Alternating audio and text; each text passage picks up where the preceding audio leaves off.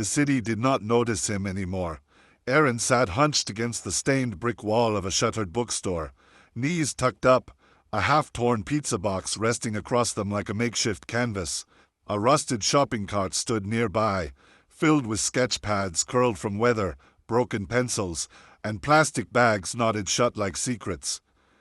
His hands moved slowly, carefully, his thumb smudging graphite across the cheek of a face no one else could see. He drew every day. It was all he had left.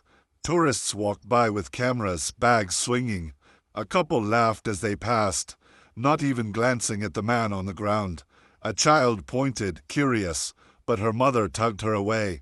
The street was loud, buses exhaling, horns blaring, a guitar playing from a block down. But Aaron's world was quiet. It had been quiet for years. He used to have a name in the art circles. Once. Not a big one, but enough to make rent. Enough to feel like he mattered. Then the accident happened. His daughter Lily, 5 years old, a runaway driver. Everything crumbled after that. His wife left. The gallery stopped calling. His hands shook for months. He drank. Then he couldn't stop drinking. Then came the eviction, the shelters, the streets, and finally this curb. But through it all, he never stopped drawing. The pizza box under his fingers now had the faint outline of cheekbones, a sharp jaw, and a pair of tired eyes. He did not know who it was yet. Sometimes the faces came from memory, sometimes from people he saw only once. He liked drawing faces. They were the only things that told the truth anymore. Aaron didn't beg. He had tried once. It broke something in him. Now he just drew. Some people gave him $1. Some gave him coffee. Some spit at him. The worst ones just looked away. As the afternoon sun leaned toward golden hour, Aaron paused to rest his hand. He reached into his coat pocket for his last piece of bread, stale but edible. His eyes drifted across the street where a film crew was setting up lights in one of those little food carts with shiny sides and $9 sandwiches. Hollywood, he thought bitterly, always pretending to care, always acting. He turned back to his sketch. Something about the eyes wasn't right. He rubbed them out with his thumb, smeared the box, and sighed. His fingers cramped again. No erasers, no clean paper. But this was all he had. And then something shifted. He felt it first. Not the wind, not the heat, but the quiet. The kind of stillness that only arrives when someone is actually paying attention. Aaron looked up. A man had stopped in front of him, wearing a dark cap and a faded black jacket. Simple, nothing flashy, but familiar. The man crouched down, one knee to the pavement. His eyes locked onto the sketch, but he said nothing. No judgment, no smirk, just silence and presence. Aaron blinked. It was Keanu Reeves. Not a look-alike, not a guy in costume, the real one. He had seen the man in movies, interviews, even in tabloids at the corner store years ago. He never thought much about celebrities, but something about this man's eyes, they were the kind that carried things. Not the fake kind of deep, but the real kind, the kind that had seen grief and didn't look away from it. Aaron instinctively pulled the pizza box closer, embarrassed. "It's just a sketch," he muttered, not meeting his eyes. Keanu didn't flinch. "It's good," he said softly. 2 words, that's all, but it hit Aaron like thunder. No one had said that to him in years. No gallery rep. No customer. Not even a friend. Just, "Good. I used to draw full-time," Aaron offered, unsure why. Before the world changed. Keanu glanced at the shopping cart, at the bags, at the weathered skin on Aaron's hands. But he didn't ask for an explanation. He didn't offer pity. He just sat beside Aaron right there on the curb. The crew across the street was calling his name. "Mr. Reeves, we're ready." Someone shouted. Keanu didn't move. "I like drawing too," he said finally. "Not like this though. Not like you." Aaron gave a small laugh. "This isn't art. It's just survival." Keanu looked at him, and for a moment Aaron felt seen. Not as a homeless man, not as a washed-up artist, but as a human being. You mind if I watch a bit longer? Keanu asked. Aaron nodded. He picked up the pencil. His hands were steadier now. He drew again, this time with someone looking. The sun dipped lower as the two men sat on the curb. One world-famous, the other forgotten. Yet in that moment, neither one mattered more than the sketch taking shape between them. Aaron's fingers moved with new purpose. He did not ask why Keanu stayed, and Keanu did not explain. There was no performance here, no forced conversation. Just the scrape of pencil on cardboard and the quiet rhythm of two lives briefly aligned. The drawing began to resemble Keanu. Not the movie star, not the red carpet smile, but the real man. Tired eyes, soft jawline, a stillness most people never noticed beneath the celebrity image. Aaron captured it like he had been studying it his whole life. Across the street, a production assistant kept waving for Keanu to return, but Keanu only glanced once and stayed seated. The act seemed impossible to those watching from behind the cameras. A global star delaying a shoot to watch a homeless man sketch on trash. But to Keanu, it wasn't a delay. It was the only real moment that had happened all day. He leaned forward as Aaron shaded under the cheekbones, watching with the kind of attention most people reserve for masterpieces. The pencil Aaron used was cracked in half, worn to a nub, yet it danced like a violin bow across the box. Each stroke softened the years carved into his own face. Each line restored something he hadn't known he lost. Aaron didn't talk much as he worked, but with every new mark, something broke open in him. He felt 5 years of silence begin to dissolve, the kind of silence that no one hears except those trapped inside it. Drawing Keanu's face was not just an artistic moment, was a lifeline. A man like that, sitting here with no phone in hand, no camera in his face, no urgency in his voice. It reminded Aaron of who he used to be. Someone who mattered. Someone who could hold a moment still with nothing but a pencil and paper. By the time the drawing was near complete, his eyes were misting, though he kept his head down to hide it. Keanu finally spoke, his voice low.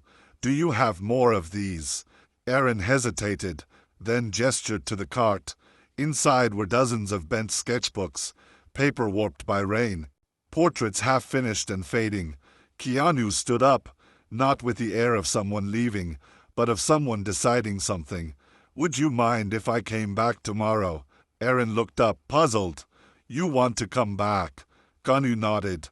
"I want to see more." Then, after a pause, "And I want to help, but not with a handout." Keanu pulled out a card, scribbled a name on the back. Not his own, but someone else's. "If you go here tomorrow, they'll help you get supplies. And maybe a warm place for the night." Aaron stared at the card in disbelief. "Why?" he asked quietly. Keanu looked him straight in the eye. "Because what you drew today. Most people don't even see that version of me, but you did. And that means you still see the world clearly, even from down here." The following morning, Aaron stood outside the address written on the back of the card. His shoes were soaked from the night rain, and his fingers ached from sleeping on pavement. But in his chest, something steady pushed him forward. It was not hope. He wasn't sure he believed in that anymore, but it was something close. Curiosity, maybe. Flicker. The building was unmarked, tucked behind a food pantry. A simple door, no cameras, no glassy entrance. He knocked once and expected nothing. Then it opened. Inside was warmth. Not just the temperature, but the kind that lives in soft voices and slow gestures. A woman in her 50s welcomed him like a familiar face, though they had never met. She led him to a table covered in new sketchbooks, pencils, erasers, charcoal, pastels. More supplies than he had seen in years. "We were told you might come," she said kindly. "Take what you need, and stay as long as you like." He didn't ask who told her. He didn't need to. That same afternoon, a volunteer quietly handed him the key to a small studio space above the pantry. Just a mattress, a desk, and a lamp. Aaron stood in the middle of the room and wept without sound. Over the next week, Aaron filled 5 sketchbooks. He drew faces from memory. His daughter's smile, his mother's eyes, the mirror version of himself he had stopped believing existed. He began to use color again, tentatively at first, then in bold, electric strokes. One morning, as he finished a pencil wash of a quiet street corner bathed in morning light, the door to his studio creaked open. Keanu stepped in quietly, no entourage, no noise, just him. He looked around at the sketches on the wall, each one taped with care. His face softened. "You've been busy," he said. Aaron didn't know what to say. His voice was still rough from disuse, his throat dry with disbelief. He nodded and motioned toward the newest sketch, a soft pastel rendering of the moment they first met on the sidewalk. Keanu stared at it, silent, eyes locked. Then, after a long pause, he pulled out a thin folder from under his jacket and handed it over. Inside was a manuscript, 30 pages, hand-typed, annotated. "This is something I've been working on for years," Keanu explained. "It's a story I never published. Too personal. But I think you're the one who should bring it to life." Aaron opened the folder. It wasn't a script. It wasn't a book. It was something in between. An emotional journey about grief, identity, and finding light in unlikely places. Every page felt like it had been torn from a quiet corner of Keanu's soul. Keanu looked at Aaron and said, "If you say yes, this becomes your next canvas." He paused. "I'll fund the prints, the publishing, the outreach, but your name is on the cover, not mine." Aaron tried to speak, but his chest was too full. All he could do was nod. In that tiny studio with cracked windows and the smell of old graphite in the air, two men, one forgotten by the world, the other seen by too many, sealed a silent agreement. It was not charity. It was collaboration. One man gave a story. The other gave it a face. The project began slowly, like the first brush of color after a long winter. Aaron sat by the window in his tiny studio, manuscript open beside him, hands trembling slightly as he traced the lines of the story onto blank pages. It was not just drawing, it was translation. Every paragraph from Keanu's manuscript held quiet weight. A lost son searching for a stranger who held his father's final words. A woman folding origami at every bus stop to honor a friend who never made it home. A child who refused to speak until someone finally listened. The themes echoed in Aaron's own silence, his own losses. He did not just illustrate the story, he bled into it. And for the first time in years, he was no longer drawing to survive.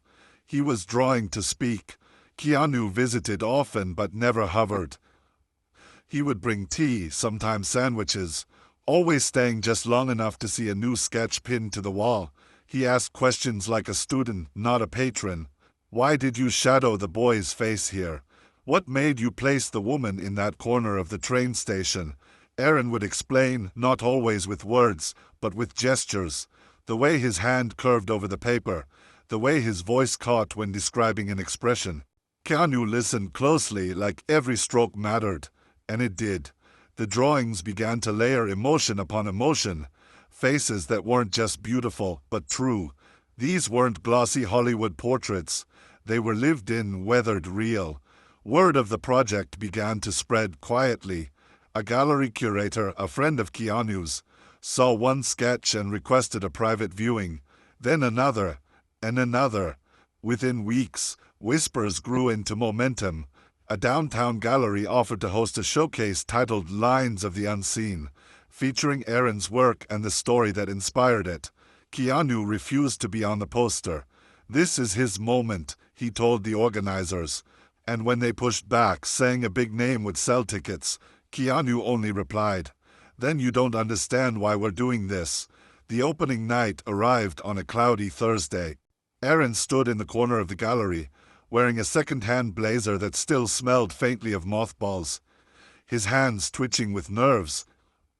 He had not stood in a gallery since Lily's funeral, but as the first guests entered, young couples, artists, even a few critics, something shifted.